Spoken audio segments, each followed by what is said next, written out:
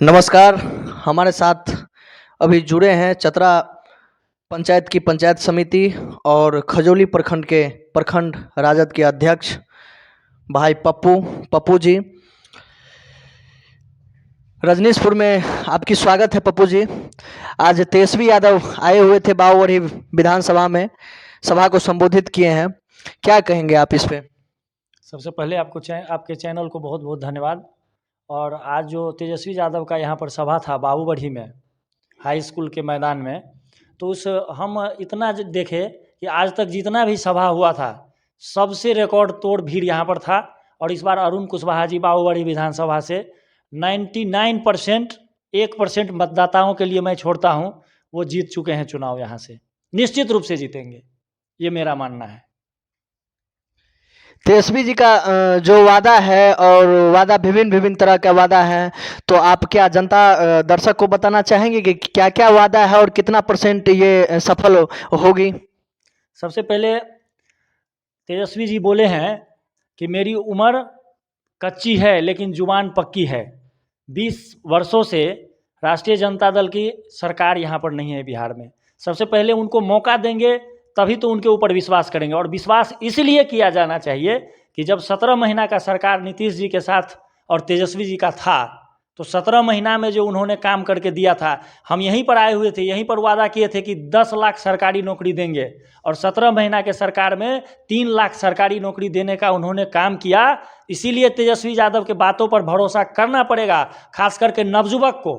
नवजुवक यदि भरोसा नहीं करेंगे तो फिर हम नवजुवक पीछे चले जाएंगे।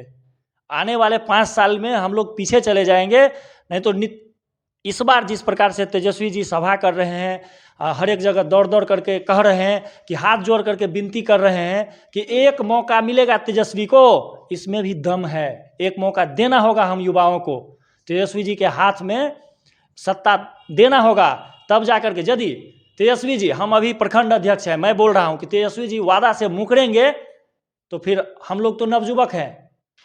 नवजुवक तो जानते ही हैं कि 5 साल में तुरंत बदल जाते हैं। और नीतीश कुमार कह रहे हैं कि हमने 10-10 हजार रुपया दिए हैं महिलाओं को रोजगार के लिए। आप इस पे क्या कहना चाहेंगे? ये खरीद फरोख्त है या फिर रोजगार के लिए जो है सो स्वामित्व के लिए जो है सो नीतीश कुमार काम कर रहे हैं? सबसे पहली बात मैं बताना चाहूँगा कि आप यहाँ पर सभी लोग, जितने लोग हैं, सब पढ़े लिखे लोग हैं। हमसे ज़्यादा पढ़े लिखे लोग हैं। हम तो कम पढ़े लिखे थे तो राजनीति में आ गए, मैट्रिक इंटर BA किए थे तो हम राजनीति में आ गए। ये लोग पढ़े लिखे लोग हैं और वहाँ पर मेरा इंटरव्यू हो रहा है। तो आपका बहुत वाजिब सवाल था। 10,000 रुपया में कोई रोज़गार होता है क्या? आप कोई रोज़गार कर सकते हैं। साइकिल भी खरीदने के लिए जाइएगा तो आपको 6-7 हज़ार रुपया लग जाएगा सबसे पहले। उसके बाद आपके पास पैसा बचेगा 4,000 रुपया। कौन सा रोज़गार करिएगा? आप युवा को क्या कर रहे हैं? आप महिला को क्या कर रहे हैं? रोड पर अंडा बेचने के लिए चीख चीख करके कह रहे हैं कि कोई रोज़गार नहीं मिलता है तो अंडा बेचो। प्रधानमंत्री जी बोले पकौड़ा बेचो। पढ़ लिख करके जो ये लोग बेरोजगार जो बैठे हुए हैं, क्या ये लोग पकौड़ा बेचेंगे? इसीलिए यहाँ पर कहा जाता है कि मतलब एजुकेशन में बिहार फर्स्ट है। फर्स्ट तो है, लेकिन उसके साथ जो भेदभाव किया जा रहा है उसको कौन करेगा? सरकार ने करेगा। और जब तेजस्वी का सरकार आएगा तो निश्चित रूप से होगा।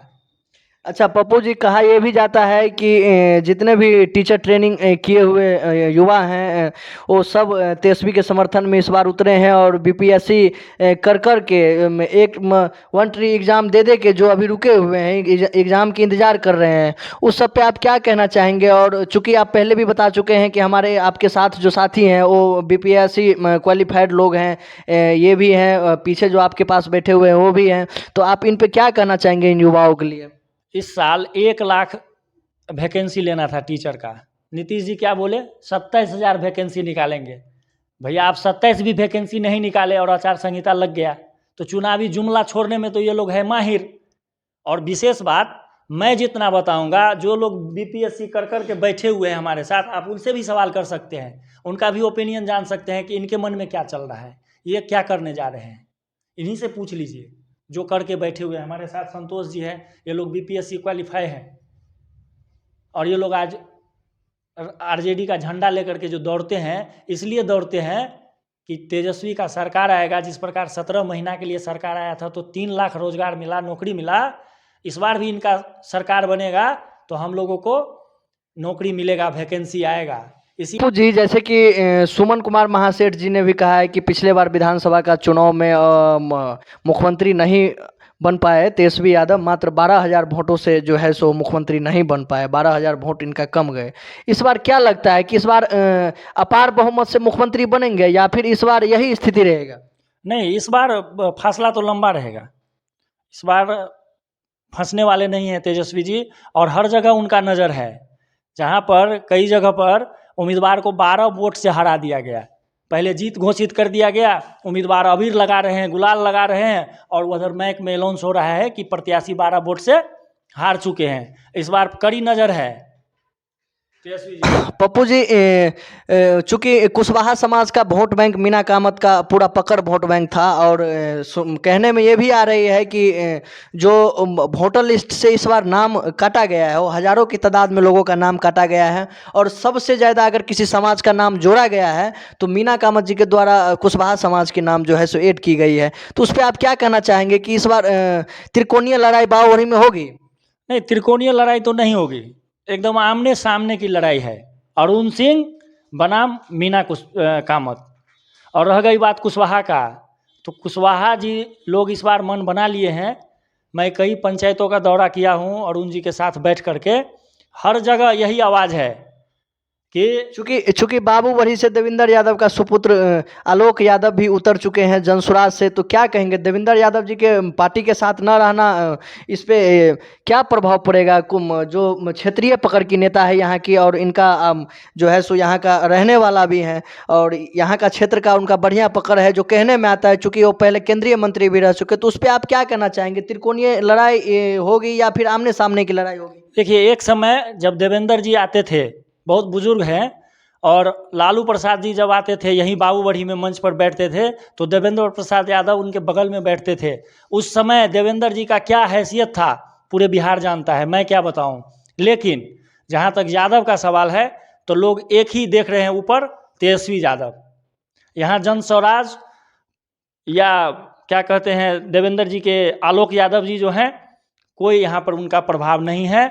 सब यादव इस बात को जानते हैं कि भाई हर बार यादव यादव करके अपना वोट खराब कर लेते हैं, और नतीजा यही होता है कि हमारा वहाँ पर सरकार नहीं बनता है। इस बार सब मन बना लिए हैं, सिर्फ यादव ही नहीं। आप देखिए, यादव कुशवाहा, यहाँ देखिए लक्ष्मेश्वर राय के साथ क्या हुआ है, अति पिछड़ा समाज से आते हैं। IP गुप्ता जी के आने के बाद पान तांती समाज के लोग भी हमारे साथ जुड़े हैं। तो निश्चित रूप से बाबूबढ़ी विधानसभा के लिए निश्चिंत रहिए, अरुण कुशवाहा जी आ रहे हैं। उनको 14 तारीख को निश्चित ही रिजल्ट में ये आएगा कि अरुण कुशवाहा यहाँ के विधायक बनने जा रहे हैं। तो चलिए, रजनीशपुर के माध्यम से सभी दर्शक आप जो देख रहे हैं, ये क्लियर हो गया है कि बाबूबढ़ी विधानसभा से अरुण कुशवाहा जी अच्छे मतों से और अच्छे समर्थन के साथ विधानसभा जाएंगे, ये पप्पू जी का कहना है। और हम मिलते हैं अगले वीडियो में। धन्यवाद।